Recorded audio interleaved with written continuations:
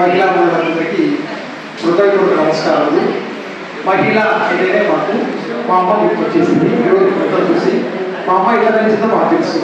మా నాన్న ఇంటికి వచ్చేవాడు, ఆయన వ్యాపారంలో ఉండేవాడు. వ్యాపారంలో ఉన్న తర్వాత ఇవి వచ్చినాక అక్కడ కప్పు ఇచ్చావు, ఇక్కడ వచ్చినా ఏమైనా చేసేది కప్పు రేటు. దాంట్లో మా అన్న మధ్యవర్తి. మా అన్న తను తినేవాడు అక్కడ మా ఆయనతో, ఇక్కడ అమ్మతో. అప్పుడు ఏమైందంటే నాకు చిన్నప్పుడు అర్థమైపోయింది ఏం జరుగుతుంది అని కనుక్కున్న తర్వాత అక్కడ ఏమైందంటే వ్యాపారంలో తలముఖలు కావడము, ఉద్యోగం అనేది సాధారణ విషయం. అక్కడ విషయాలు ఇంట్లో తెలియదు. ఇంట్లో ఈమె పిల్లలు పెంచలేక పెద్ద కుటుంబాలు చేయలేక ఈలో తీసుకెళ్ళడం కావాలి. కాబట్టి మా అమ్మ డిగ్రీకి వచ్చినాక నేను చదవాలన్నా నాయన ఇంటికి వస్తూనే నాయనకి ఏదో తిరుగుతూ వెళ్ళి పెట్టి నిదానంగా అడగమ్మా అని చెప్పారు. ఎందుకంటే వచ్చి కాబట్టి కొంచెం శ్రద్ధ తీస్తే సరేనండి బాగా కష్టపడ్డారు అంటేనే వాళ్ళు కొంచెం మంచిది భార్య అది బయట ప్రపంచంలో ఎవరు గుర్తించారు. అట్లా ఇంకా ఒకటి ఆ పిల్లలు ఒక చదివే కాకుండా ఏ రకంగా వాళ్ళు పక్కలో పడుతున్నారు అనే విషయం కూడా ఒక స్కూల్లో పరిస్థితి గమనిస్తే ఆ పిల్లల్ని మనం ఎక్స్ప్లెయిన్ చేయవచ్చు. ఒక ఇద్దరు పిల్లలున్నా ఆ స్కూల్లో మిగతా పిల్లలు చాలా జాగ్రత్తగా ఉండాలని చెప్తూనే ఉండాలి. కాబట్టి ఏ స్కూల్లో ఇబ్బంది జరిగిందని చెప్పి ఏ విషయంలో సరే విశ్వవ్యాప్తంగా అవ్వచ్చు, లేదంటే ఇంకా ఏదో రకమైన టెస్ట్ కేసులు కూడా ఈ మధ్య నేను తీసుకోవడం పిల్లలు కూడా స్కూళ్ళలో చెప్తానే దాంట్లో కూడా ఇన్వాల్వ్ అవుతుంది. మన ఉన్నత నుంచి ఇంకా పై వెళ్ళి ప్రూవ్ చేసుకుంటే సరిపోతుంది.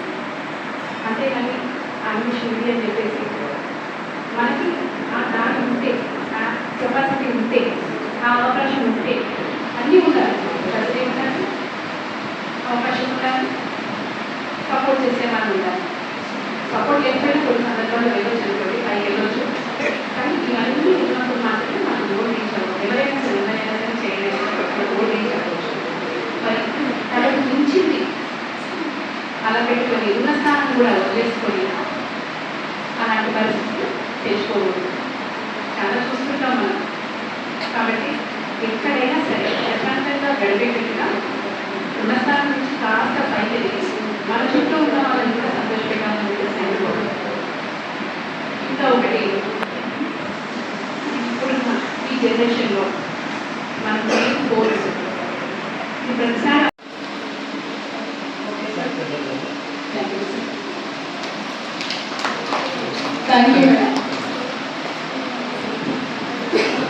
మేడం గారికి ధన్యవాదాలు. ఇప్పుడు కాలేజీ వారిని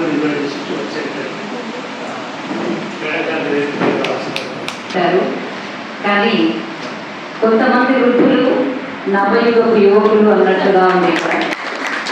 అందరికీ ధన్యవాదాలు. ఈ సభకి ఆహ్వానించిన పెద్దలందరికీ, వేదిక మీద ఉన్న పెద్దలకి, ముందు కూర్చున్నటువంటి అనుభవజ్ఞులకి, మిత్రులకి అందరికీ నమస్కారాలతో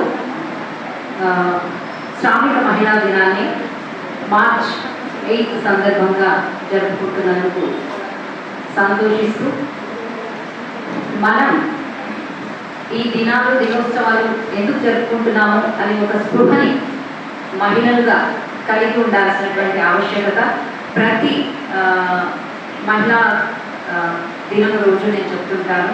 నేను ఈ దినోత్సవం అని ఎందుకు అనలేను, ఎందుకంటే ధరిత్రీ దినం, పర్యావరణ దినం ఇవన్నీ ఎందుకుంటాయి ఈ దినాలు అని అంటే, భూమికి మూడినప్పుడు, నేలని కాపాడాల్సి వచ్చినప్పుడు, పర్యావరణం కలుషితమవుతున్నప్పుడు మనకి దినాలని నిర్వహిస్తారు. మరి మహిళ ఆ దినాన్ని నిజానికి ఒక ఉద్యమ స్ఫూర్తితో నిర్వహిస్తారు. అంటే దాంట్లో మనం జరుగుతున్నటువంటి అన్యాయాలని, అక్రమాలని అరికట్టాల్సి ఉంది, ఏదో మేలు చేయాల్సి ఉంది, అంటే ప్రమాదాలను నివారించడానికి మనం దినాలని నిర్వహిస్తాం.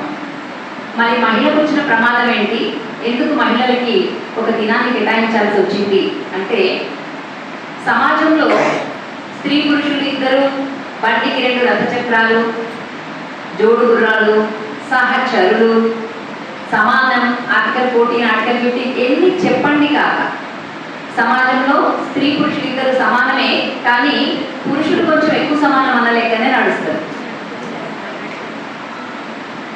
ఎందుకు ఇట్లా నడుస్తుంది అని అంటే చిన్నప్పటి నుంచి నేను వింటున్నది ఏంటంటే ఆడవాళ్ళు ఆడవాళ్ళకే వాడరు.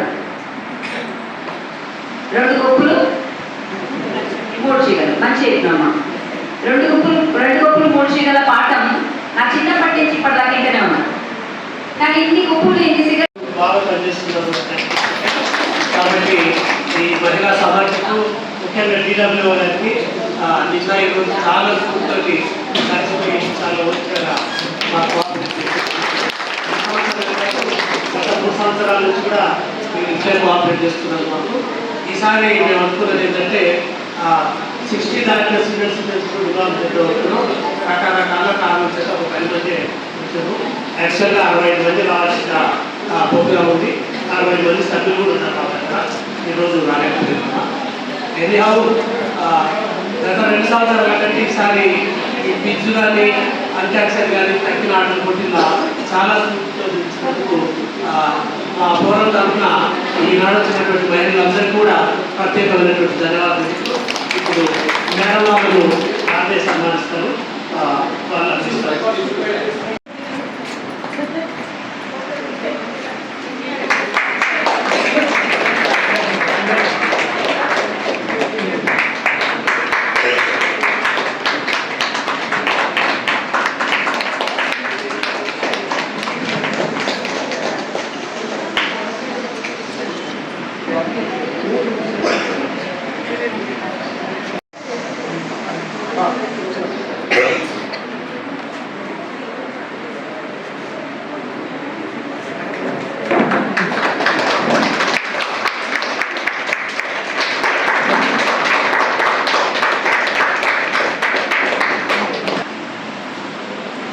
అయితే ఆర్టిఫిక్ వస్తుంది.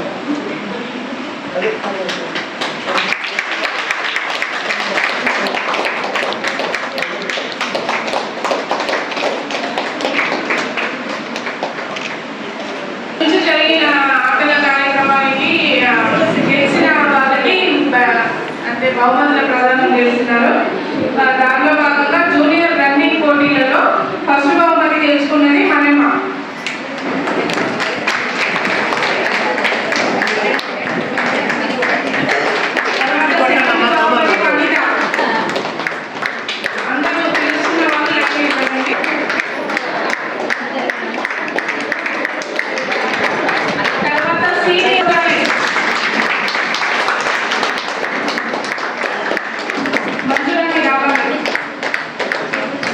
జంపింగ్ వాళ్ళలో ఫస్ట్ ప్రైజ్ ఇందిరా.